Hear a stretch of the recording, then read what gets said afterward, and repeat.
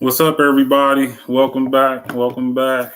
I seen this Breakfast Club interview of Robert Kennedy Jr., and I thought it was a great interview. So I just wanted to comment a little bit on it and break it down. You know me, I'm your host of Ibrahim Tanner TV. It's Ibrahim, and it's my homeboy Josh, aka Who Cloned Tyrone. And you'll know why I call him that if you see his dad and his son. It's like the same person is just reproduced every generation, right? Just the same person. They got different names, but it's definitely the same person. That's funny.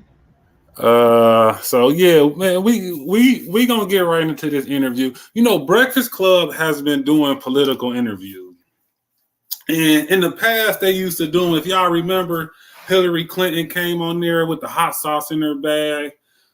Kamala Harris came up there. She was smoking weed, listening to Tupac mixtapes before Tupac was even a rapper, you know, when he was still writing poetry to girls, but somehow she had an exclusive Tupac mixtape.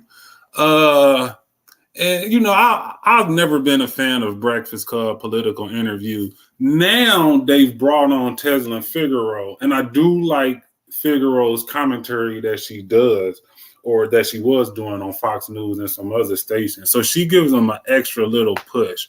So we're going to get into this interview of Robert F. Kennedy. And the question was asked about reparations, and he says he supports reparations, but there was some issues in his answer, and we'll just get right into it. I'm going to break this down as we go along, because to me, this interview was trash, right? And it's not because of the Breakfast Club, it's because of him.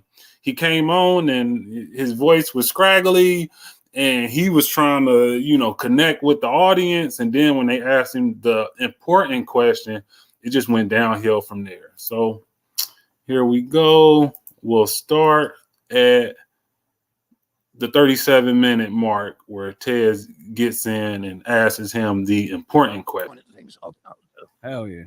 Mr. Kennedy, can I go back a little bit because I appreciate you recognizing the income gap, the wealth ratio between, you know, African Americans and everybody else. You also mentioned equity is important, and I thought it was interesting that you mentioned how cash offers were able to outbuy us with homes.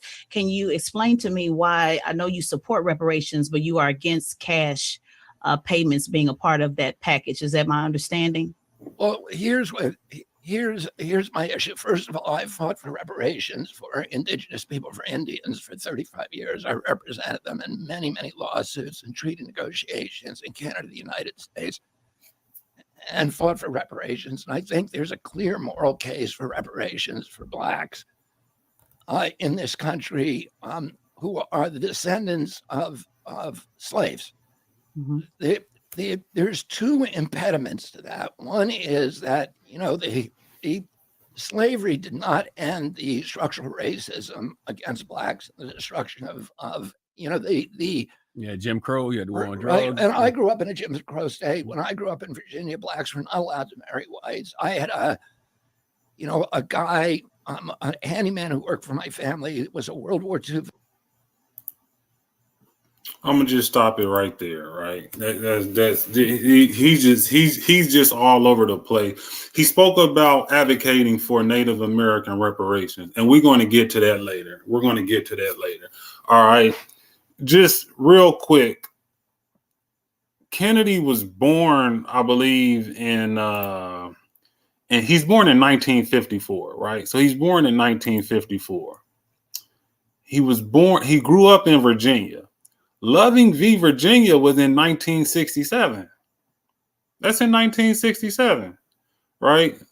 So there's banning interracial marriage. Okay, Loving v. Virginia. So there was some mixture of people that was being married, right? So much so that Virginia had to ban interracial marriage. The issue is she asked him about reparations. She didn't ask him about like all this. He just starts off blabbing. It's just a bunch of, I grew up and man, we not asking you could we marry white women. That wasn't the question. That wasn't the question. He went from him advocating for Native American reparations, which isn't us, right? That seems to be something people do.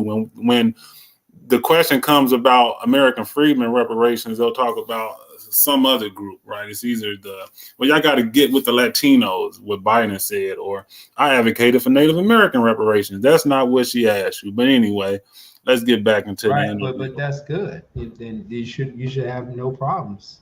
Yeah. Freedom reparations.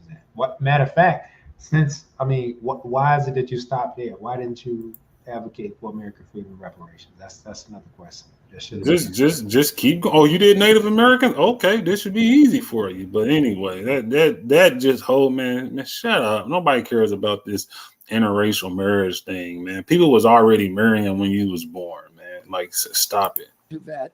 Blacks were not allowed to fight in World War II, but he had been in the Seabees, the Pacific. He had seen now he's talking about some guy that worked for his family. Incredibly dignified, smart man, and I loved hunting and fishing when I was a kid. Let me just skip this part.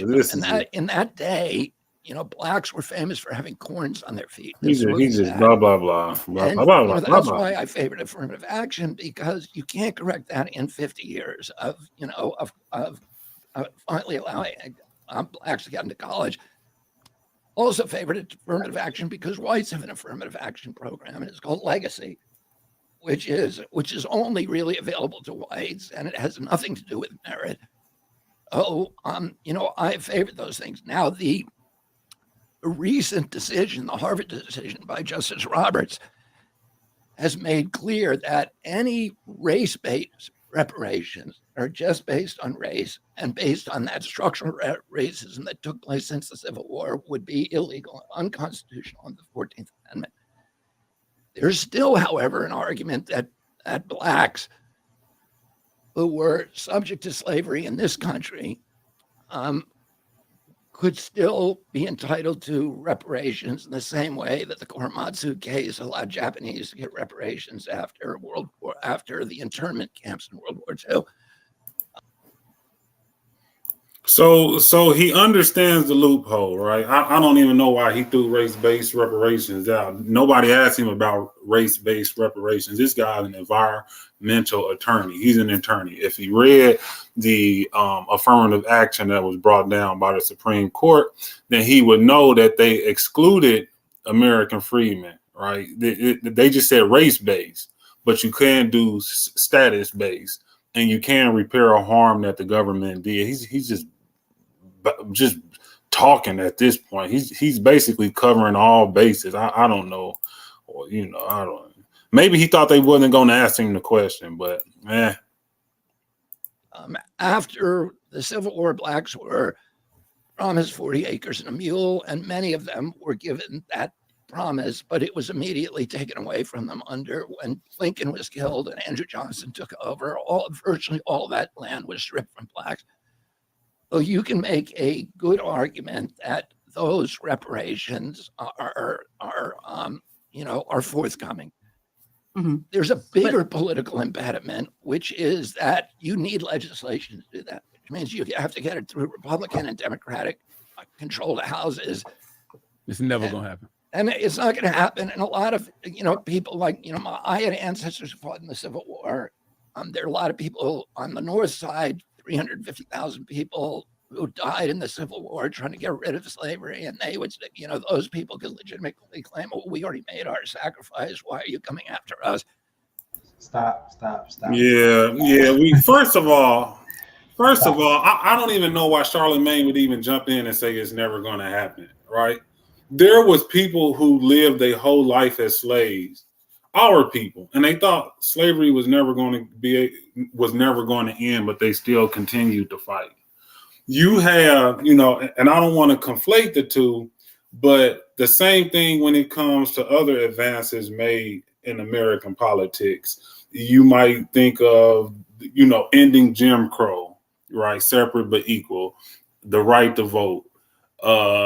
Recently, same-sex marriage, right? Nobody comes into the political apparatus thinking this thing is never going to happen. In America, we can do anything. So they say we can put a man on the moon. We can put a man in a rocket and shoot him to the moon. just him and his crew. We can send people down to the bottom of the ocean to look at the Titanic. I mean, they said they had some successful trips. We just know the last one wasn't. But in America, you can do anything, right? You can have electric cars. You can have flying cars. You can sail around the earth. You can do whatever you want to do. But when it comes to reparations, it's never going to happen. And nobody wants to hear somebody that comes from our tribe, right? And by all intents and purposes, Charlemagne is an American freedman, say that it's never going to happen.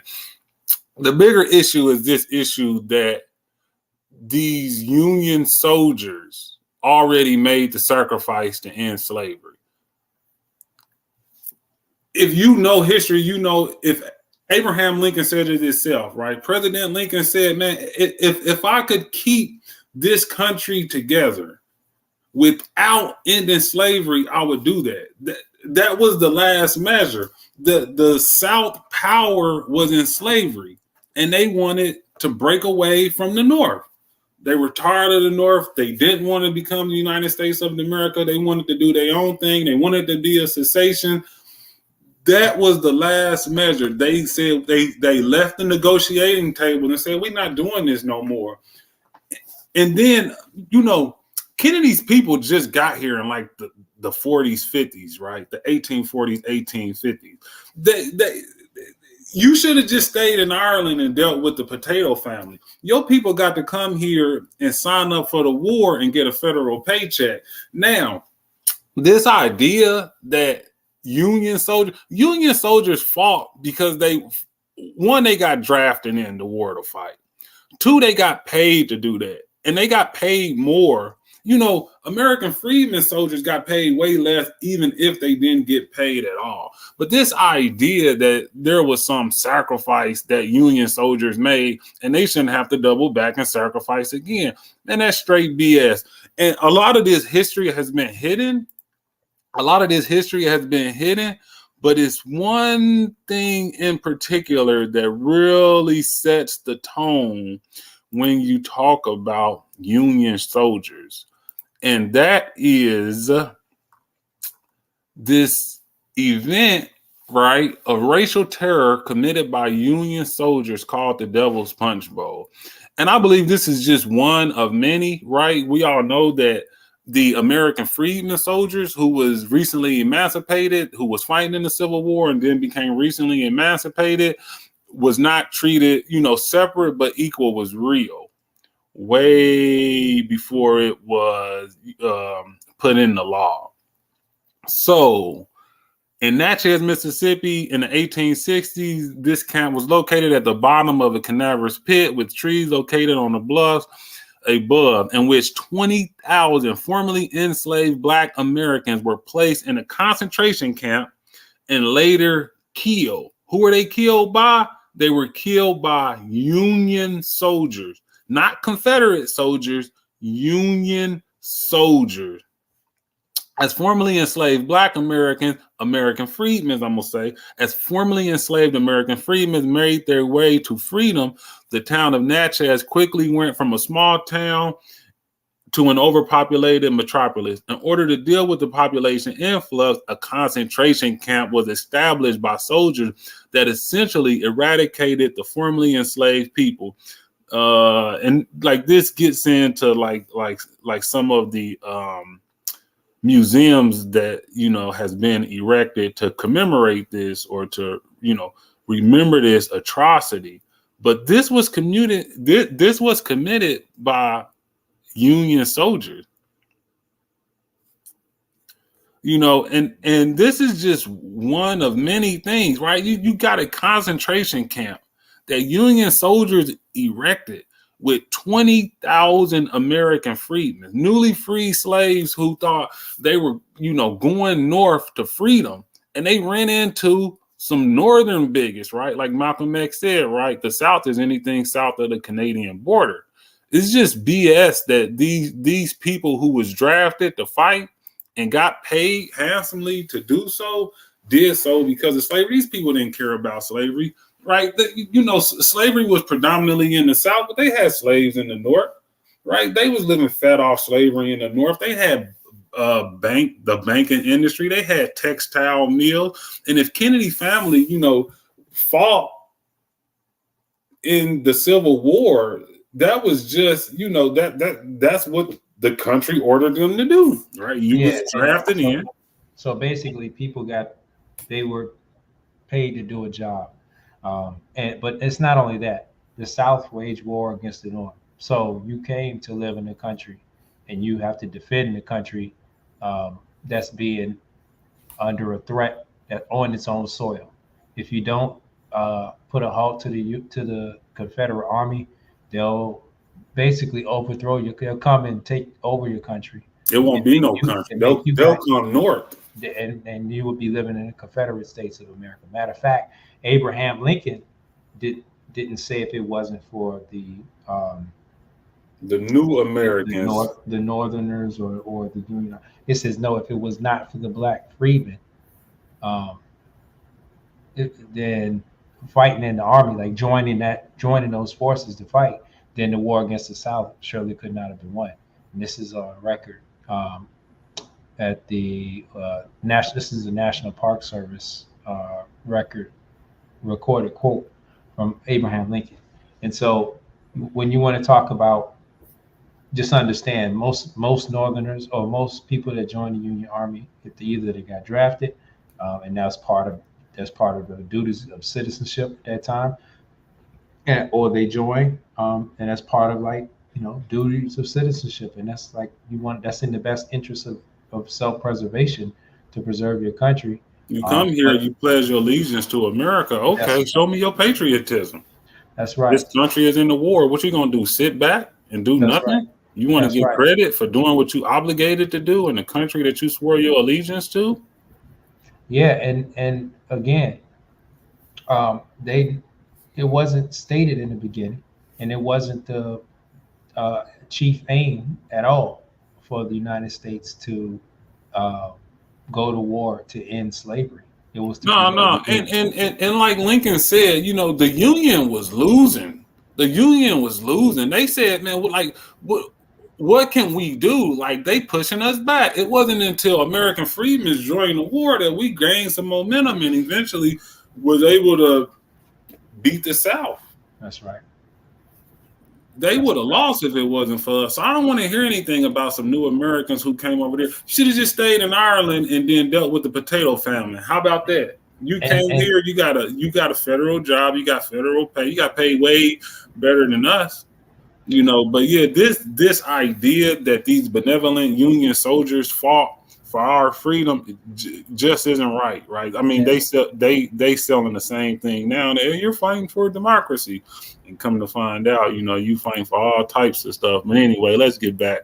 I just got to add one more piece. You can't forget the riots of the draft riots in New York City, where those folks were massacred. Black folks were massacred up in the city because people who were new immigrants, mostly Irish and Italian immigrants coming to America.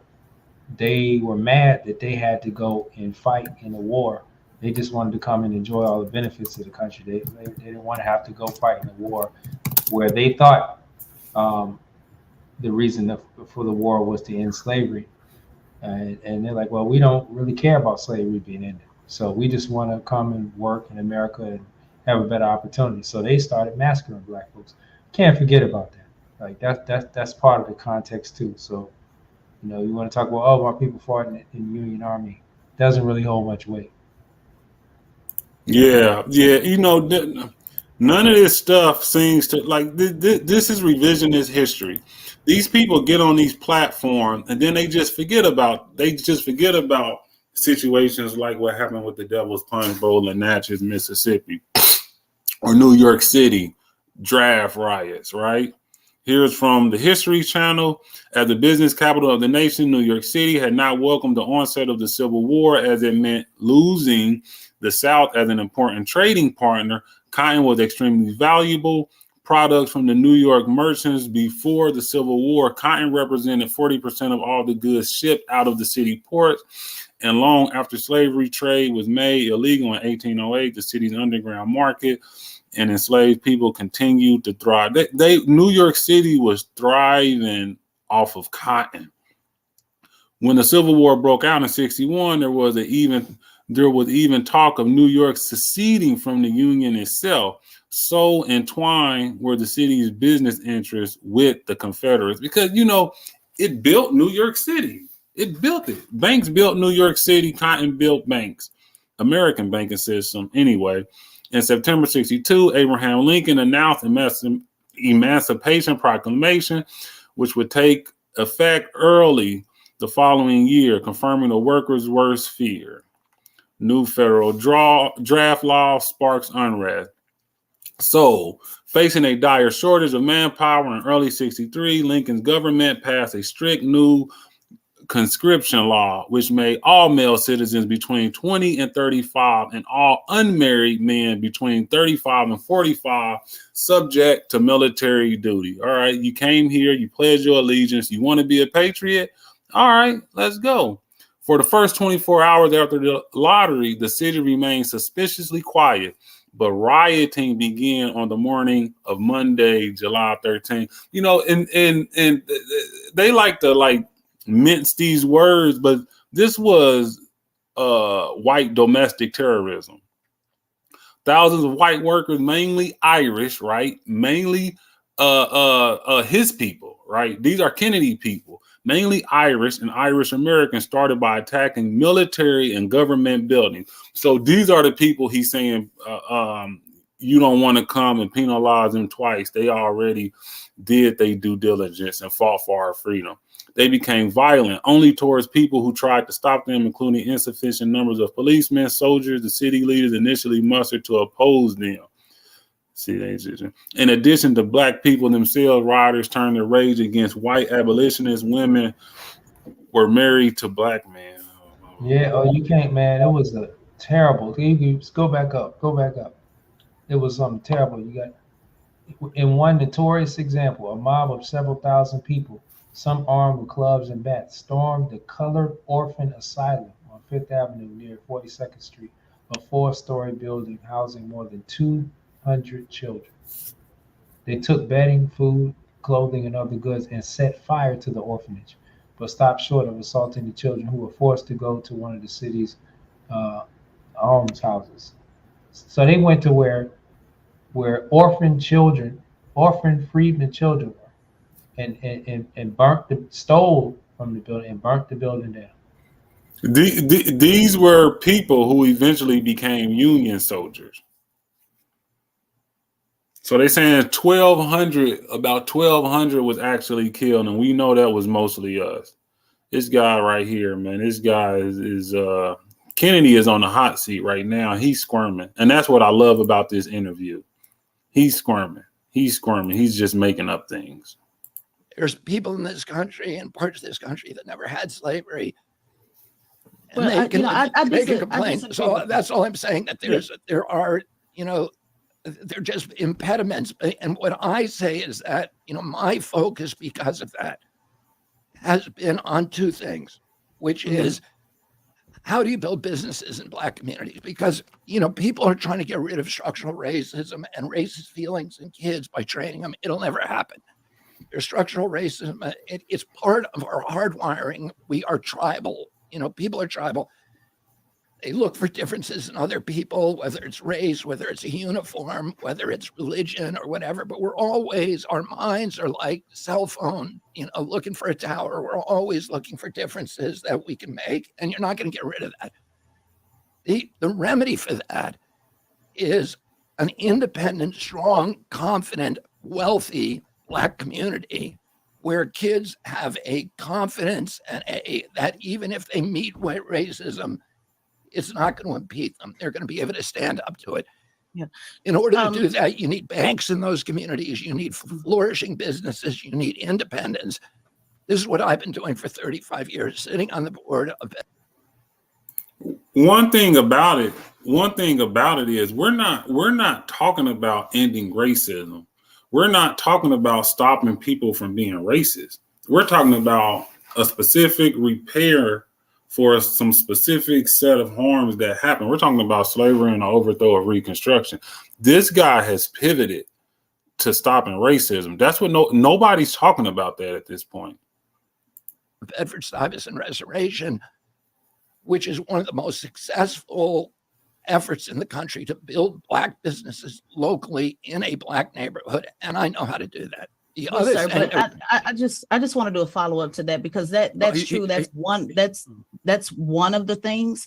And I know you went on record when you worked with the tribes saying that they decided, how they wanted to use those funds. And I guess what my pushback here is, one, I don't believe that it'll never happen. It's happening on the local and state level, all of the country now. Some cities are giving out cash in addition to other programs. So I wanted to ask you, are you familiar with the California Reparations Task Force that, put out a study, a 1,200-page study, which included 100 programs that you're talking about in addition to cash, because you still need cash for the down payment for the home. You still can buy a house cash, as you mentioned, that's causing us a lot of problems. And just advocating for loans only, putting people further in debt, doesn't necessarily always contribute to the wealth gap. So my question is very clear on whether you believe it'll happen or not. Are you against cash reparations in addition to all of the other programs as well? No, I wouldn't be against it, but let me just point out something to you. When a politician does not have the courage to do something, he creates a commission. And, it's easy to create a commission that makes these recommendations. All I'm saying here is I'm a practical person, and, the idea of going from legislation that creates these recommendations, a commission set of recommendations, to actually legislation and a remedy to these injuries. If you're betting on that, and you're dealing with reality, I don't see that it's going to happen. And so what I focus on are things that I believe I can change to make things better. And the two things that need to be changed is our education system, which is crippling a generation. It's a crime against a generation of Black children, and we've got to fix that system. And everybody can get behind that, and politically it is doable. The other thing that we can do is to build opportunity for Black neighborhoods to actually build businesses. And I know how to do that. And you can do it through empowerment zones, through tax credits, through loans, through direct grants, through education, because there's no accrued business knowledge in those, and there's no accrued income or inheritance money. And that has to be made available. So I believe, yes, we can do that grants. If you're saying we're going to call it, we have to call it reparations, and it has to come in this form, I'm just saying to you, as a practical person I'm not a politician, but I've been around politics my whole life, and I know what's feasible and what's not. And I know that when a politician wants to pretend they're doing something, when they really don't have any intention to do it, they name a commission. I don't need a commission to know how to fix this. I don't need it, because I've been doing it my whole life. So basically, So there's his answer. And I appreciate Ms. Figueroa for asking that question. And I wouldn't be mad, right, if they just turned the lights off and everybody just got up and walked out. Once he said no, and we can do it through education and businesses. Thank you.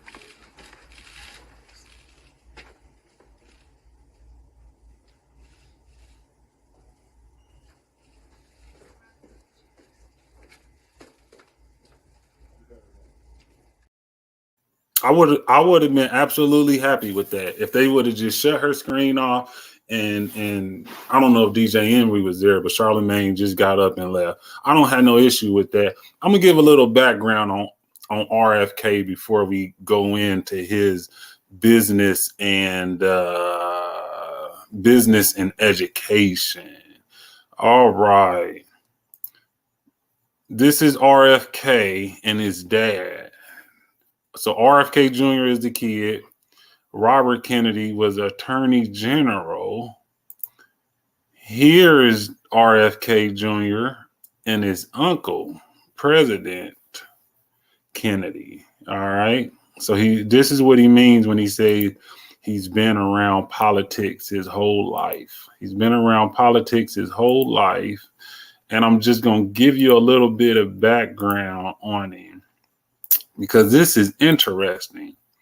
All right. So born in 54, and they got a whole bunch of conspiracy stuff in here. I'm not going to get into that, right? Because America is always conspiring to cover up something, right? So I don't really do he's a conspiracy theorist because stuff always comes out. Born in 54, third of 11 children, to Senator and Attorney General Robert F. Kennedy. That was a picture I just showed you of him on his dad's back.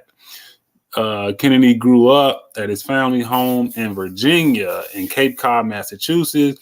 He was 9 years old when his uncle, President John F. Kennedy, was assassinated in 1963, and 14 years old when his father was assassinated while running for the Democratic presidential nomination in 68. So both of those guys that I showed you, President Kennedy and Attorney General Robert Kennedy, both were assassinated.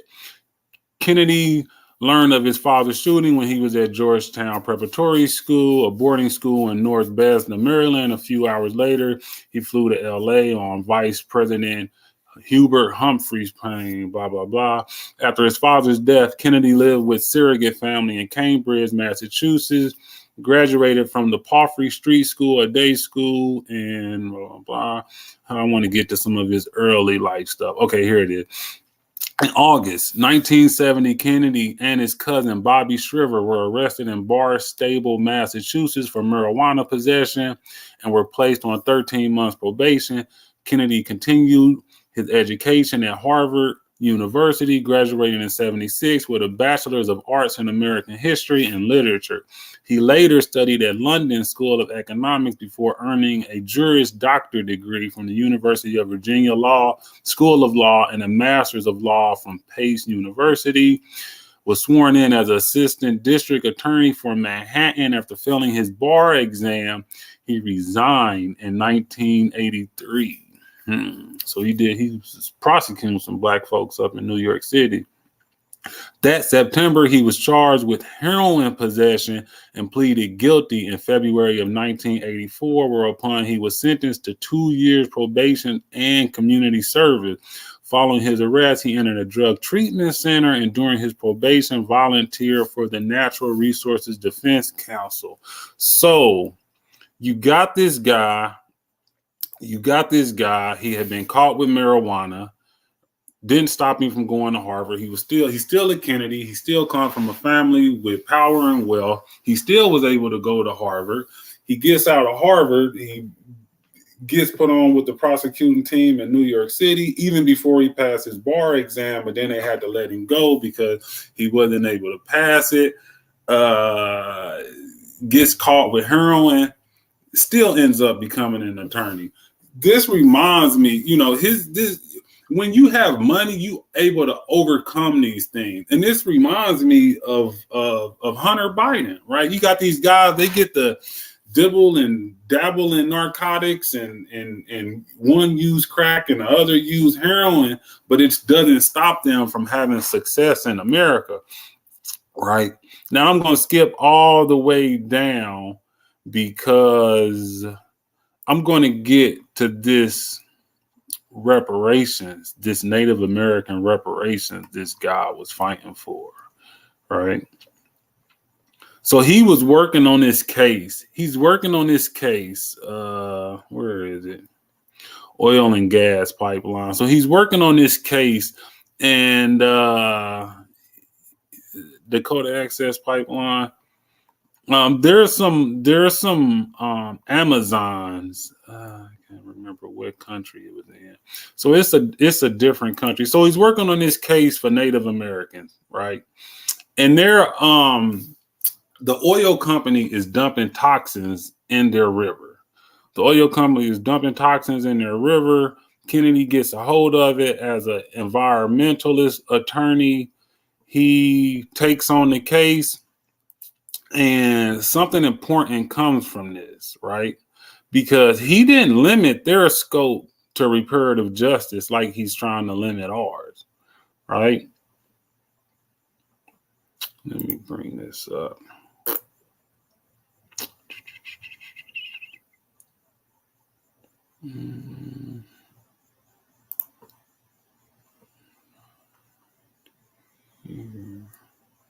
See, everybody, when it comes to us, there's limitations on what we can do. But when it comes to other people, no. So there's this Ecuadorian tribe called and I'm going to butcher this, Huaorani tribe of Ecuadorian Amazon. And the oil companies of Conoco and DuPont were dumping waste into their river. And it got so bad, as you can see here, there was a lot of deformations in the people, right? It's kind of small, but it was some deformations in the people. So Robert F. Kennedy is one of the people who took on the case and took on Conoco, right? And if you look, let me pull this up. And here we go. All right, so we're going to go down. This is the case, and this is some of the things that they were fighting for. I'm going to go down to number 5. This says compensation fund and independent study. And this is what him and his team of attorneys was fighting for. A multi-million-dollar fund, both to clean up existing environmental damage and to compensate victims of oil contamination, should be established. Revenues for the fund should come from companies responsible for causing past damages and from a broad-based tax on petroleum production and other environmentally hazardous activities. As a first step, the fund should be used to commission a comprehensive survey by independent experts of all past and present environmental, social, and cultural impacts of oil production in the Oriente. The results should be widely disseminated and used to direct resources towards compensation and prospective remedial purposes. That was just part of it. They also wanted to change some of the laws in Ecuador so those people can be protected and it wouldn't happen again. So when you advocate for the Native American from having toxins dumped in a river by these big oil tycoon companies, you advocate for reparations. Now you understand what reparations is. But when you run for American president, you don't understand what reparations is. And now you're saying, hey, I understand about the racial wealth gap and all, right? But we can close this thing. We can close this thing with education. We can close this thing with education, right? And this is proposed, right? We know this got even worse. If y'all look at that past 15, 16, this got even bigger once COVID kicked off and white folks just got flooded with cash and we didn't get anything, right? So they get cash as part of their reparations package like everybody else, like the Japanese did, which he brought up. We get education, right? They get cash, we get education. Right. And that's why I say, and it's good they interviewing these people because then we can know, this guy's not serious. He don't want to do nothing. He wants to give us more of what we've been getting. These people don't have no political imagination when it comes to us, not when it comes to American Freedmen. He was just bringing up everything. Well, you can't do race. Well, Union soldiers fought in the war and some of them died. So they already sacrificed for y'all. We don't want to harm them anymore. You got new Americans that came here and they came after slavery. And why should they be harmed? He's just throwing everything at the wall besides just saying no. Here we go. The myth of closing the racial wealth gap through education. You see it? You see it? You see it? Less than a high school diploma. If you white, you have more money than a family with a bachelor's degree, right? You got to get a master's or a PhD before you can have more wealth than a family with less than a high school with a high school diploma. That means whites who dropped out of high school and maybe got their GED got more money than black households who head of the house have a BA. And I'm going to read this. I know I read it last video, but I got to read this again. On average, Black households in the U.S. with heads who have completed a college degree have lower net worth than white households headed by someone with less than a high school education. Why it matters. It is only after completing advanced post-college work that the median Black household surpasses the median white household's net worth for a head with only a high school degree.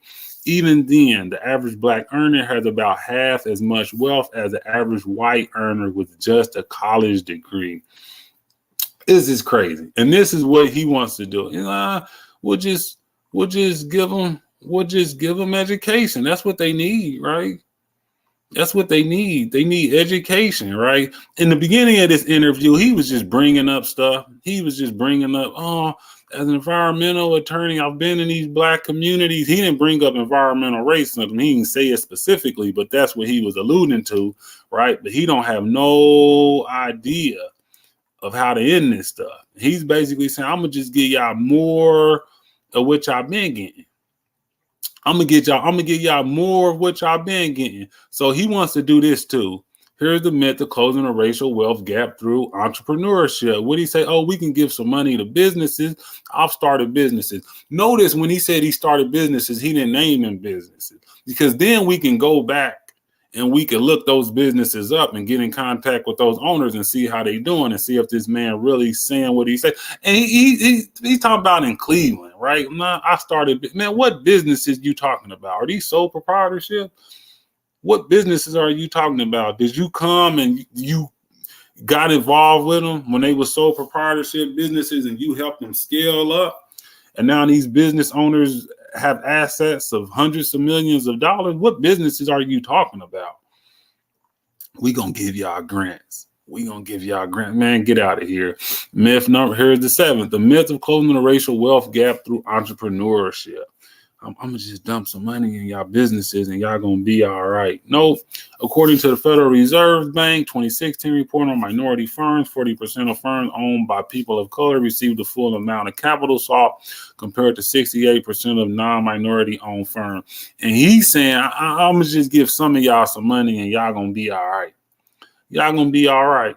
A review of the national and regional studies over several decades indicates that limited financial, human, and social capital, as well as racial discrimination, are primarily responsible for the disparities in, there's that red word again, that red flag, minority businesses.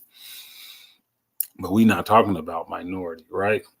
And then it's important because he was kind of forced into saying this. And this is what I mean by he was forced into saying this. When you go on his website for president, ain't none of this stuff on there. See, these people just be talking. When it comes to environmental, he ain't had nothing about environmental racism. But here you go, right here. Revitalization. This is what he's talking about. It doesn't get specific at all. It doesn't. The time has come to reverse America's economic decline, decades in the making. Our country faces a widening wealth gap, the most unequal since 1920. Rampant debt, decaying infrastructure, and a hollowed-out industrial base. Every night, tens of millions of American children go to bed hungry. Millions of Americans must choose between food and medicine. Millions more are living on the edge, just a single car repair from disaster. This sounds like Bernie Sanders. Look at this stuff, man. It ain't got nothing about it. Free trade. He's talking about bringing back the industrial industry from that was offshore. Sounds like he's trying to rebuild the white middle class. That's what it sounds like. This ain't got nothing to do with us. And that's why I say, man, you can just leave this guy where he at. Soon as he was asked that question and he fumbled. And I think this interview is beautiful because it shows you people always talk about, well, it's them on the right. It's them on the right. They the racists. It ain't the ones on the left. But it's interesting when you get to the ones on the left, they say the same thing. It's all benign and neglect. He's basically saying, I'm going to do the same thing we've been doing. I'm going to give you a little bit more of it. That's why I thought it was beautiful. As soon as he got done answering that last question, should have just been interview over. He didn't know he was being interviewed. You want the black vote, but you want the American Freedman vote, but you ain't got nothing for it. So as soon as he got done talking, that would have been it. I don't know what Charlemagne was doing. It was time. Thank you.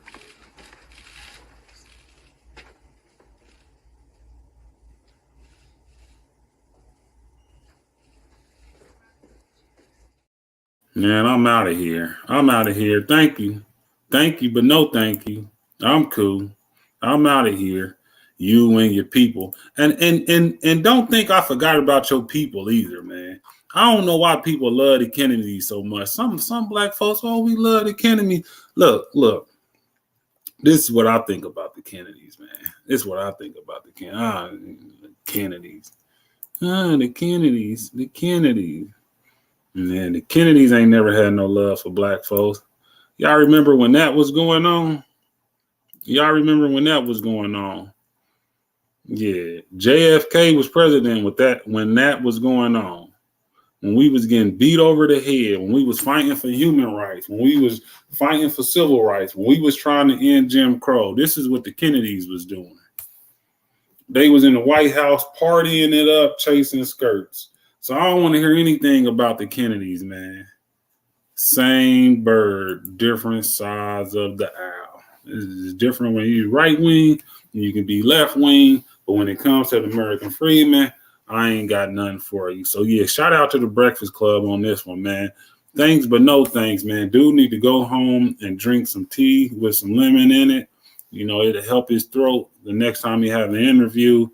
And good luck on running for president without the American Freedman vote. Say you put some ginger and honey in there. Yeah. Put a little, just a little lemon, little honey. A little tea, you drink that. It really helps your vote. It really helps your vocals. Man. I need some of that myself. Yeah, you running around sounding like what was the evil villain off the I can't think. The one that turned Anakin into Darth Vader. Remember when his voice? Yeah, that's who he sound like, man. You get on out of here, man. Ain't nobody trying to hear this stuff. These people. This the same guy that said, "Oh, I ran the Farrakhan door in the middle of the night and had to tell him about what's going on." Okay, that's good. You ain't got nothing for us, though.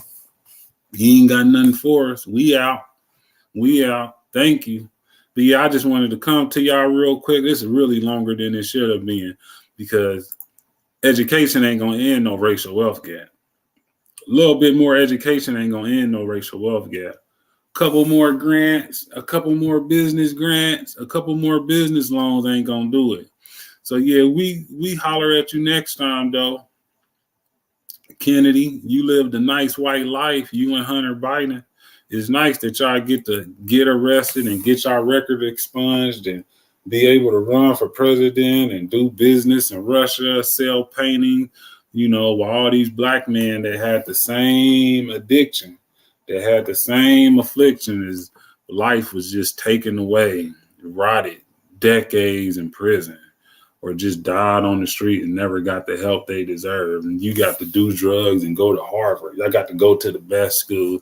All right, man, you lived a good life, man. Now, gone somewhere, man. We not putting no more into you or your family unless y'all got something for us. But yeah, I'm out. We out. You want to say something in closing, Josh? Nah, you got it. I think we covered it. Only thing I was gonna say when he was talking, you listen to his, he's talking about injury and remedy, and what he's talking about, it sounds like more the same. Obama, Reagan, not even Reagan, Nixon, and really Trump. So I don't know how what he's talking about. And that's the interesting thing. People always want to give us a history lesson. We know the history we live in. We live in the results of it. So, yeah, you want to talk about practicality? How about you can't tell. You don't never know what the what the outcome is going to be. You can predict that, but you can better predict the work that you're going to put in.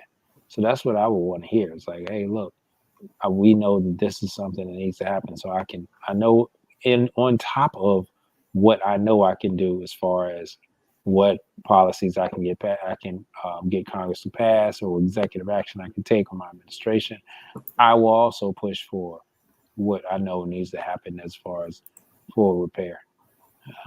What's going on? No, I'm just saying these people didn't have to tell you what reparations look like. You just did what an attorney is supposed to do, because reparations is legally defined. But when it comes to us, y'all don't want it to be reparations. And one thing I agree with him is that, you could have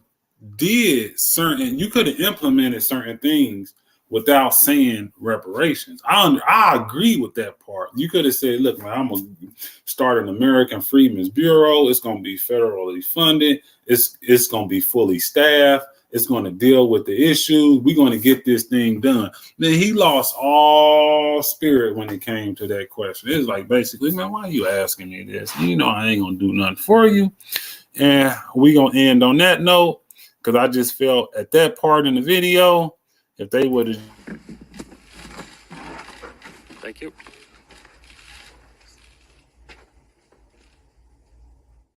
I would have been all good with that. So that's where we're going to end tonight. Thanks, everybody, for watching. That's presidential candidate Robert F. Kennedy Jr. for you. Robert F. Kennedy Jr. says he wants the Kennedys back in the White House. Black people, will you please vote for me so we can get back in the White House? But I ain't got nothing for you. Peace.